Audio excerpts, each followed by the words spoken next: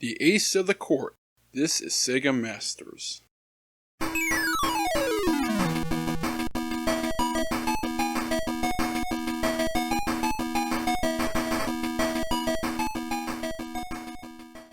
We've reached the year 1990, and the Master System's future in the United States continued to be quite uncertain to say the least, despite what was going on with the platform elsewhere in the world.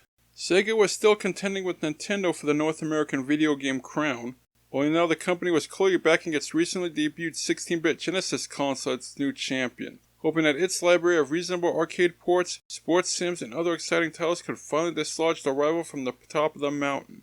With all the support and resources that Genesis was getting, it appeared Sega had quietly cast its previous flag bearer aside in the States, as the Master System wouldn't receive any new releases in this country for the first half of the year, even though Sega constantly claimed they haven't given up on the console here, that its US distribution was still in transition after reclaiming those rights from Tonka, and that new software would eventually come for it.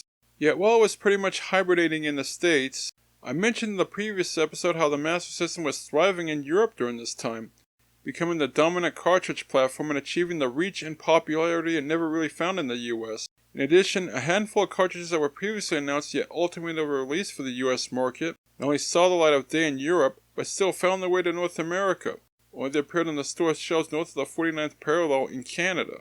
We have another such title on tap for today's episode, Tennis Ace.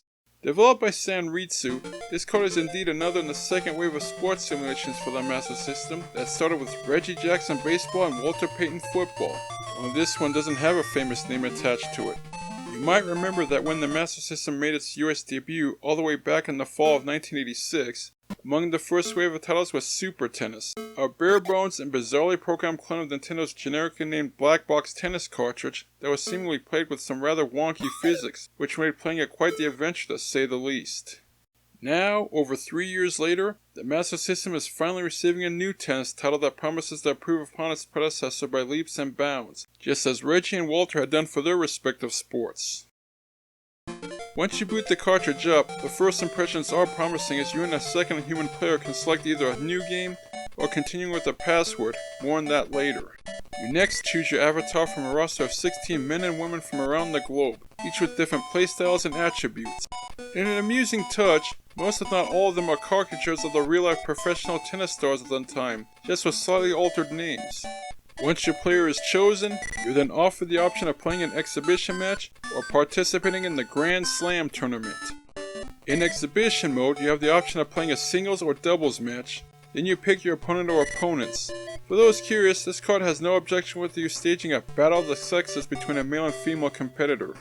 You're next presented with even more customization options, what type of court surface to compete on, whether to play a 1 or 3 set match. You can even pick from one of 6 background tunes to supplement the action. So already this card has far more content than Super Tennis, and we haven't even gotten to the actual competition yet. Once all the options are selected, it's finally time to hit the court for some tennis. The match begins with this nicely rendered side view close-up of the service.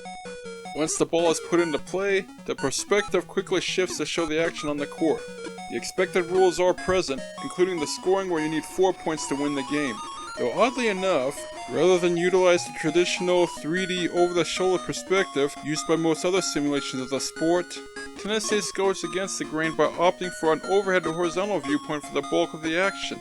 Outside of the serving scenes and a few cutscenes, this is basically all you see during the majority of the game action.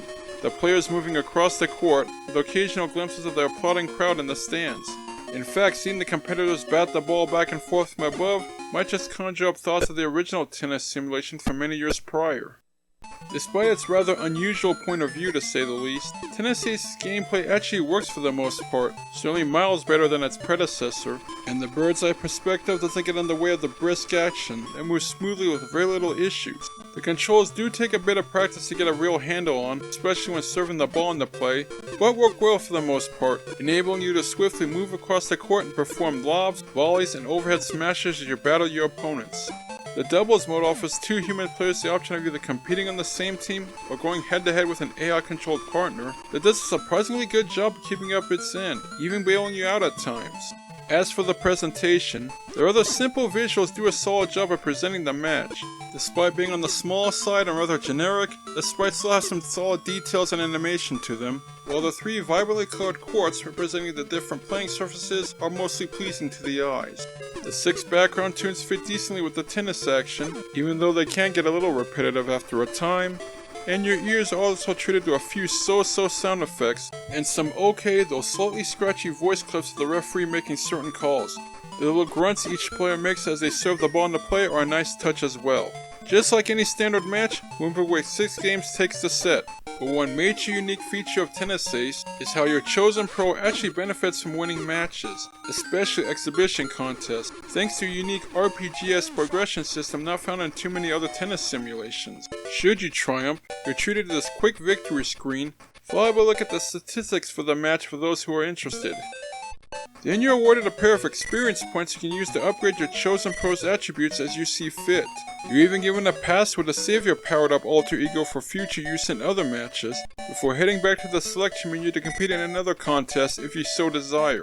Obviously, the more exhibition matches you win, the more experience points you'll earn to further improve your pro.